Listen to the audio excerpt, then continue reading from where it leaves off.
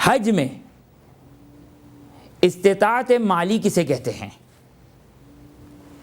یہ جو مسئلہ بیان کیا گیا کہ اگر ایک انسان مستطیع ہو، مالی اعتبار سے مستطیع ہو، تو اس پر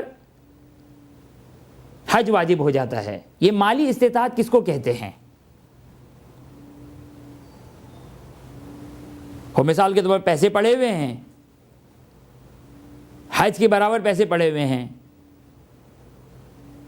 یا بعض چیزیں پڑی ہوئی ہیں کہ جس کو بیچا جا سکتا ہے، تو کیا یہ مستطیع کہلائے گا؟ کس کو کہتے ہیں؟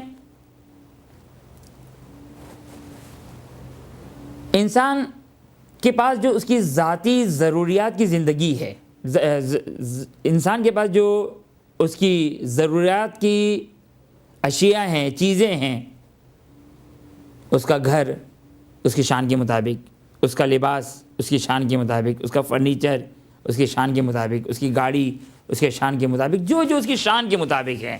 شان کس کو کہتے ہیں؟ شان یعنی جو لوگ جس پر انگوش نمائی نہ کریں، جس پر لوگ اعتراض نہ کریں. ہاں، اس کا اسٹیٹس ہے. یہ شان یعنی اسٹیٹس.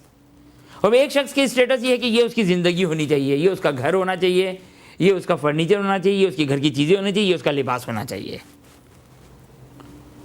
اس کے علاوہ اگر انسان کے پاس ایسا اتنا مال موجود ہے، یعنی یہ جو ضروریات زندگی ہے جو اس کی شان کے مطابق ہے، یا ایک عورت کی جو شان ہے کہ مثال کے اس کے پاس اتنا گولڈ ہونا چاہیے، اتنا زیور ہونا چاہیے، ایک عورت کی شان ہے. اب یہ شان کسی ڈکشنری میں، کسی لغت میں، کسی انٹرنیٹ کی سائٹ پہ نہیں ملے گی. یہ شان کس کو کہیں گے؟ یہ شان آپ کی شان ہے جو آپ کے اطراف آپ کی شان کو معین کریں گے. کسی کو پوچھنے کی ضرورت بھی نہیں ہے، آپ خود ڈیسائیڈ کر سکتے ہیں کہ یہ میری شان کے مطابق ہے یا میری شان کے مطابق نہیں ہے، میرے اسٹیٹس کے مطابق ہے یا میرے اسٹیٹس کے مطابق نہیں ہے. کوئی فقیہ، کوئی مجتہد، کوئی مرجع آپ کو آپ کا اسٹیٹس نہیں بتائے گا، بلکہ یہ ہر شخص خود اس کی تشخیص دے گا.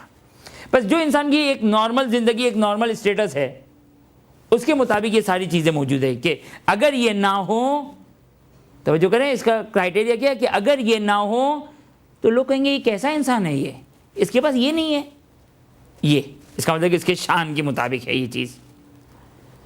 بس شان کے مطابق جو چیز ہے، اس کے علاوہ اگر انسان کے پاس اتنا پیسہ ہو کہ اگر وہ اس پیسے کو اگر خرچ کرے تو اپنی روزمرہ کی زندگی میں سے اس کے اوپر ایفیکٹ نہیں کرے گی، متاثر نہیں ہوگی، کیونکہ کما رہے ہیں ماشاءاللہ. ابھی چھٹی مل جائے گی، ہمیں چھٹی ملے گی حج کریں گے، حج کے بعد دوبارہ ہم اپنی جاب کریں گے اور ہماری زندگی ویسی ہی چلتی رہے گی. اس کا مطلب یہ کہ یہ شخص مستطیع ہو گیا، اس کے پاس اتنا مال موجود ہے کہ جس کے ذریعے سے یہ حج کر سکتا ہے. اب نتیجہ کیا نکلے گا؟ نتیجہ یہ نکلے گا کہ اب یہ شخص جب مستطیع ہو گیا تو اب حج واجب، ڈیلے کرنا حرام. اب جو حج کرے گا وہ واجب حج کاؤنٹ کیا جائے گا، حج اسلام کاؤنٹ کیا جائے گا، اور پھر دوبارہ زندگی میں کبھی اس پر واجب نہیں ہوگا. یہ ہے استطاعت مالی. لیکن اگر کسی کے پاس، جیسے بعض اوقات یہ مسئلہ بہت زیادہ پیش آتا ہے کہ مثال کو کسی کے پاس پیسے موجود ہیں، بچے کی شادی کرنی ہے، یا ایک سفر پہ جانا ہے، اگر ہم اس سفر پہ چلے گئے یا بچے کی شادی کر دی تو پھر اس صورت میں ہم حج پر نہیں جا سکیں گے. تو کیا واجب ہے کہ حج پر جائیں اور بچے کی شادی کو تاخیر کر دیں، یا نہیں؟ بچے کی شادی کریں اور حج ساقط ہو جائے اور دوبارہ کبھی پیسے اللہ نے دیے تو ہم حج پر چلے جائیں. کیا واجب ہے؟ یعنی صورتحال کیا ہے؟ صورتحال یہ ہے کہ ہاتھ میں پیسے موجود ہیں، ضروریات زندگی پوری موجود ہے، بچے کی شادی کرنی ہے یا خود انسان کو اپنی شادی کرنی ہے. خوب ایک شخص، ایک جوان لڑکا ہے، خوب کماتا ہے، خوب پیسہ جمع کیا اس نے، اب خود شادی کرنی ہے. اگر حج پہ چلا گیا تو شادی نہیں کر سکے گا، ابھی فی الحال شادی نہیں ہوگی، شادی لیٹ ہو جائے گی.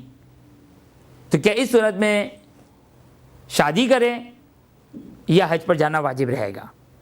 وہ فقہا یہاں پر فرماتے ہیں کہ اگر اس کے لیے حرج ہے، حرج کس کو کہتے ہیں؟ کہ اگر اس نے شادی نہیں کی اور حج پر چلا گیا تو ناقابل برداشت زحمت، سخت زحمت میں گرفتار ہو جائے گا، بہت زیادہ زحمت ہو جائے گی، بہت زیادہ زحمت ہو جائے گی۔ حرج ناقابل یعنی جو عام طور پر برداشت سے باہر ہو انسان کی، بہت زیادہ سخت مشکل، دشواری۔ تو اگر صورتحال یہ ہو کہ اس کے لیے حرج کا باعث بن رہا ہو تو پھر اس صورت میں اس کے لیے حج واجب نہیں ہے، وہ شادی کرے اور یا جو کام اس کو انجام دینا وہ انجام دے۔ لیکن اگر صورتحال یہ نہیں ہے، اس سال نہیں 2 سال کے بعد شادی کر لوں گا، صحیح ہے، مشکلات ہیں، تھوڑی دشواری ہوگی، لیکن ایسی دشواری کی جو ناقابل برداشت دشواری ہو، نہیں ایسی نہیں ہے۔ اس صورت میں کہ اگر حرج کی حد تک اگر وہ دشواری نہ پہنچ رہی ہو تو پھر اس صورت میں اس کے اوپر حج واجب رہے گا، تاخیر کرنا حرام ہو جائے گا۔ اور وہ تفصیل کہ اگر حج واجب ہو جائے اور انسان اگر اس کو انجام نہ دے اور خدا نخواستہ اگر اس دنیا سے چلا گیا تو پھر اس کی موت روایتوں کے مطابق یہودی کی موت ہوگی یا عیسائیوں کی موت ہوگی۔ وآخر دعوانا ان الحمدللہ رب العالمین۔ برحمتک یا ارحم الراحمین وصلی اللہ علی محمد وآلہ الطاہرین۔